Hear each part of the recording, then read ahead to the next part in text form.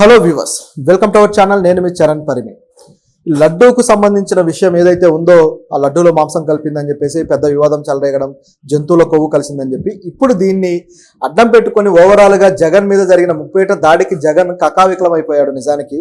So ఎలా ఎదుర్కోవాలి, దీన్ని ఏ విధంగా తిప్పికొట్టాలనేది ఆయనకు అర్థం కాకుండా అయింది. ఇక ఇది ఇంకా పెరుగుతూ ఉంది. మనం గతంలోనే కొన్ని వీడియోలో మాట్లాడుకున్నాం, ఇది ఆగేది కాదు, పూర్తి స్థాయిలో మతపరమైన రంగు పులుముకొని భారీ స్థాయిలో ఇది మారుతుంది అని చెప్పేసి.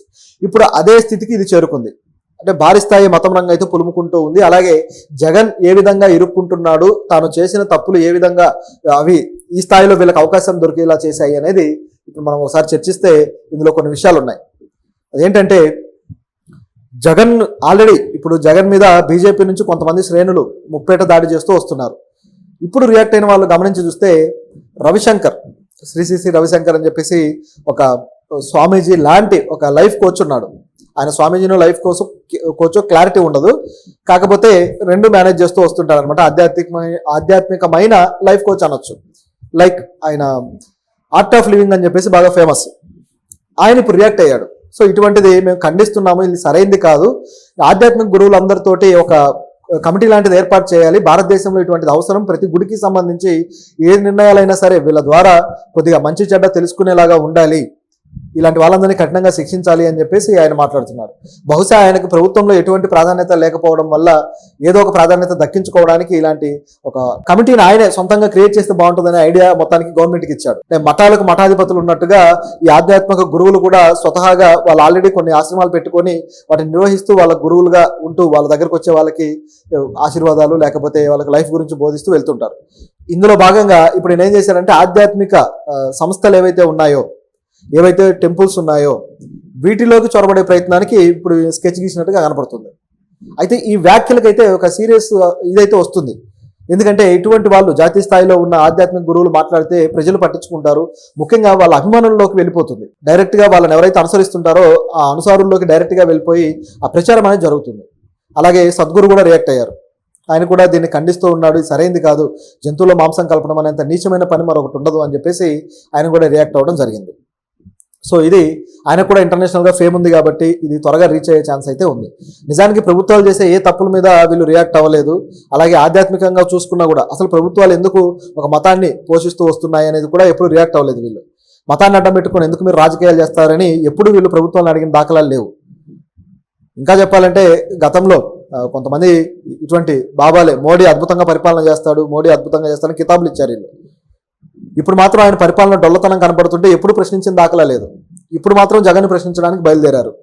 అంటే వీళ్ళకి వాళ్ళ మతపరమైన ప్రభుత్వాలు లేకపోతే మతపరమైన ధార్మిక విషయాలను పట్టించుకునే ప్రభుత్వాలు మాత్రమే ఉంటే సరిపోతుందా? ప్రజలకు సంబంధించిన విషయాల్లో పని లేదా?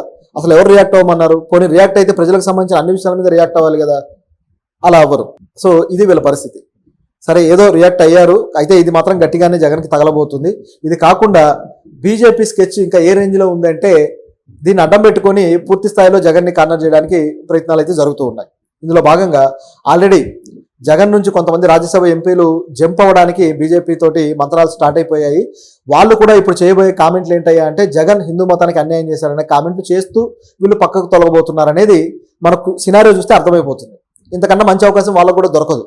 దాన్ని ఇప్పుడు వాడుకోబోతున్నారు. అందులో ముఖ్యంగా ఒక వ్యక్తి ఎవరై అంటే కృష్ణయ్య గారు, బీసీ నాయకుడు, బీసీ సంక్షేమానికి ఆయన పోరాడుతూ వచ్చిన వ్యక్తి. ఆయనని జగన్ పిలిచి మరీ ఆయనకు రాజ్యసభ సీట్ ఇచ్చారు. అటువంటి తరుణంలో ఆయన రాజ్యసభ ఎంపీగా ఉంటూనే ఇప్పుడు సడన్గా స్టెప్ మార్చుకోబోతున్నారు. ఎందుకంటే రాజ్యసభలో జగన్కి ఉన్నది 11 మందే, వాళ్ళలో ఆల్రెడీ 2 పార్టీని మారిపోయారు. సో ఇప్పుడు ఈయన కూడా పార్టీ మారాలన్న ఆలోచనలో ఉన్నారు. కాకపోతే మారడానికి ఒక సాకు చూపించాలి కాబట్టి ఇటువంటి ఆరోపణ అయితే చేయబోతున్నారు అనేది కనిపిస్తుంది. ఎందుకంటే బీజేపీ కూడా బీసీ పీఎంను మేము తీసుకొచ్చామని చెప్పేసి ప్రధానమంత్రి మోదీ గారిని చూపించడం జరిగింది. అదే యాంగిల్ ఇక్కడ కనపడబోతుంది. సో ఈయన వస్తూ ఇప్పుడు ఈ వ్యాఖ్యలు చేస్తాడు. మతానికి అన్యాయం జరిగింది కాబట్టి నేను జగన్ను వ్యతిరేకిస్తున్నాను, మతాన్ని కాపాడే వాళ్ళ వైపే వెళ్తున్నానని స్టేట్మెంట్ ఇస్తాడు. మీరు చూస్తూ ఉండండి, ఆయన అటువంటి స్టేట్మెంటే ఇస్తాడు నాకు తెలిసినంత వరకు. ఇదొక యాంగిల్. నెక్స్ట్ వచ్చేసి, అసలు దీంట్లో జరిగిన ఆ లడ్డూకు సంబంధించి జరిగిన ఏదైతే ఇష్యూ ఉందో దీంట్లో కొన్ని రకాల పొరపాట్లు జగన్ చేస్తున్నాడు. అవి ఏంటయ్యా అంటే, మొదటిది తక్కువ రేటుకి కోట్ చేస్తే ఇవ్వడం. అయితే దీంట్లో కూడా కొన్ని ఆరోపణలు ఇప్పుడు సాక్షి కొన్ని విషయాలు బయటపెట్టింది. అంటే సాక్షి నేను ఎందుకు చెప్పాల్సి వస్తుందంటే కొన్ని విషయాలు వేరే పత్రికలు రాయవు. ప్రభుత్వానికి సంబంధించినవైనా సరే, వాటికి జీవోలు ఉన్నా సరే, ప్రభుత్వ సీఎం సంతకాలు ఉన్నా సరే, అవి వాళ్ళు బయట పెట్టరు. కానీ మరో పార్టీ బయట పెట్టాల్సిందే తప్పదు. ఇక మీడియా అన్నప్పుడు కొంతమంది హైలైట్ చేస్తారు, కొన్ని దాచిపెడతారు. సో మనం హైలైట్ చేసినవి పట్టించుకుంటాం, దాచిపెట్టినవి కూడా పట్టించుకుంటాం. మనలాంటి వాళ్ళు మాట్లాడాల్సింది అవే. సో దీన్ని బట్టి గమనించి చూస్తే వీళ్ళు బయటపెట్టింది చూస్తే ఏంటంటే 2015లోనే చంద్రబాబు గారి ప్రభుత్వంలో అత్యంత తక్కువ ధరకి, ఐ థింక్ 270-80 రూపాయల ఆ మధ్యలో, ఆ తక్కువ ధరకే నెయ్యి సప్లై చేయడానికి కోర్టు చేసిన ఒక కంపెనీకి, ఒక డైరీకి వీళ్ళు ఇచ్చారు కాంట్రాక్ట్. ఇది జరిగింది. సో టెండర్ ఆ విధంగా వాళ్ళు ఇచ్చారంటే దాని అర్థం ఏంటి? చంద్రబాబు గారు ఇంతకన్నా తక్కువ రేటుకి, ఇప్పుడు 320 అంటేనే తక్కువ అంటున్నారు, అంతకన్నా తక్కువ రేటుకి ఇచ్చారనేది ఇప్పుడు ఆరోపణ. మరి దీనికి ఏం సమాధానం చెప్తారు? సో ఆయన ఇచ్చాడు కాబట్టే అది ఆసరా చేసుకుని ఓహో ఈ విధంగా ఇవ్వచ్చు అని చెప్పేసి జగన్ ఇచ్చాడు, మరి జగన్ ఇస్తే తప్పేంటి, చంద్రబాబు ఇచ్చాడు కదా అని చెప్పేసి సాక్షి వాళ్ళు కొద్దిగా ఏదో వితండవాదం చేయబోయారు. కానీ ఆ వితండవాదం సరైంది కాదు. క్వాలిటీని బట్టి కదా రేటు. ఆడ క్వాలిటీ ఇస్తున్నారో లేదో చూడాలి. కానీ ఆయన తక్కువకి ఇచ్చాడు, నేను తక్కువకి ఇస్తా అంటే సరిపోయిందా? ఇద్దరు దొంగలే కదా అప్పుడు. సో తామే దొంగని ఒప్పుకున్నట్టు అవుతుంది. దానివల్ల అది కరెక్ట్ కాదు. నిజానికి చంద్రబాబు గారి మీద ఇటువంటి ఆరోపణ చేయడం అనేది న్యాయమే, ఎందుకంటే ఆయన గతంలో తక్కువ రేటుకి ఇచ్చారు కాబట్టి అది తప్పు. సో ఇది ఇక్కడ గమనించింది. సో తక్కువ రేటుకి ఇచ్చారంటే దాని అర్థం ఏంటి? అక్కడ కల్తీ జరుగుతుందనే కదా. కల్తీ లేకుండా అంత తక్కువ రేటుకి ఏ విధంగా వస్తుంది? ఇదొక కంప్లైంట్. అయితే మరొకటి వచ్చేసి జగన్ ఆల్రెడీ ఆయన తన పులివెందుల్లో ఇటువంటి మిల్క్ సంబంధించిన టెస్టులు చేయడానికి ఒక ల్యాబ్ను ఏర్పాటు చేయాలని చెప్పేసి ఆయన ప్రభుత్వ హయాంలో ప్రతిపాదన జరిగింది. ఆ ప్రతిపాదనలో భాగంగా ల్యాబ్ను ఏర్పాటు కూడా చేశారు. దాదాపు 11 కోట్ల రూపాయల ఖర్చుతోటి మొత్తం ఇన్ఫ్రాస్ట్రక్చర్ని సెట్ చేయడం జరిగింది. 15 మంది నిపుణులు ఉంటారు టెస్ట్ చేయడానికి, అలాగే ఇతర ఉద్యోగులు ఉంటారు అని చెప్పేసి చెప్పడం జరిగింది. ఇలా చెప్పారు ఎందుకంటే ఇదంతా చెప్పిన తర్వాత ఏర్పాటు కూడా జరిగింది. కానీ కొద్ది రోజులు నడిచిన తర్వాత ఇక అది ఆగిపోయింది. ఇది జగన్ ప్రభుత్వంలో జరిగిన మొదటి తప్పు. అలా చేసినా సరే దాంట్లో ల్యాబుల్లో టెస్టులు, తిరుపతి లడ్డూకి సంబంధించిన నెయ్యి మాత్రం అక్కడ టెస్టులు చేయలేదు. ఎందుకు ఆ విధంగా చేయలేదు అనేది ఖచ్చితంగా కంప్లైంటే.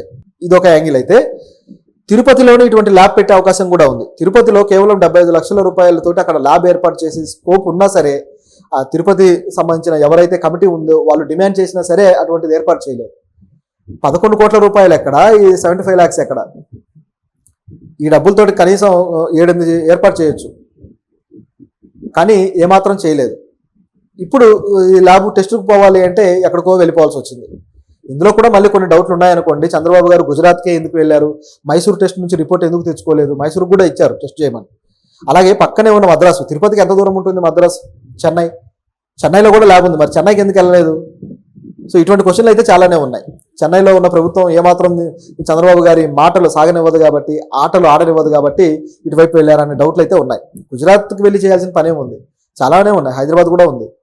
సో ఇవి ఇక్కడ ఉన్న ప్రశ్నలు. సరే ఏదో వాళ్ళు ప్రయత్నించారు, కానీ జగన్ చేసిన పొరపాటు ఇక్కడ కనిపిస్తుంది. ఆ ల్యాబ్ అనేది ఎందుకు ఆగిపోయింది? ఇప్పుడు ఎందుకు అది రన్ అవ్వట్లేదు? అక్కడ ఉన్న వాల్యుబుల్ ఎక్విప్మెంట్ కూడా ఇప్పుడు తుప్పుపడుతుంది. కోట్ల రూపాయల ఎక్విప్మెంట్ అది అంతా కూడా పాడైపోతుంది. సో ఇటువంటి నష్టపూరితమైన పనులు జగన్ ఎందుకు చేస్తాడో అర్థం కాదు. అంటే ఈ 11 కోట్ల రూపాయలు, కొన్ని కోట్ల రూపాయలు సైడ్ అయిపోయాయా అనే డౌట్ ఇప్పుడు వస్తుంది. అంతే కదా, ప్రాజెక్టులు ఏర్పాటు చేసినప్పుడు దాని నుంచి నొక్కేయడానికి ఛాన్స్ ఉంటుంది. సో ఇది ఇక్కడ ఉన్న అనుమానం. దీంతో పాటు అయితే కొన్ని రకాల ఆహార నిపుణులు కొన్ని విషయాలు చెప్తున్నారు. ఇవి కూడా ఇంట్రెస్టింగ్గా ఉంది. అవి ఏంటంటే, ఏదైతే నెయ్యి ఉంటుందో, ఇటువంటి నెయ్యిలో ఏదైనా పదార్థం కల్తీ చేయాలి అంటే జనరల్గా ఏం చేస్తారంటే వెజిటబుల్ ఫ్యాట్ నుంచి మాత్రమే చేస్తారు, కూరగాయల వెజిటబుల్ ఫ్యాట్ నుంచి. రెండోది ఈ వనస్పతిని కలుపుతారు. ఇది తప్ప వేరే ఫ్యాట్లు కలిపే అవకాశం లేదు.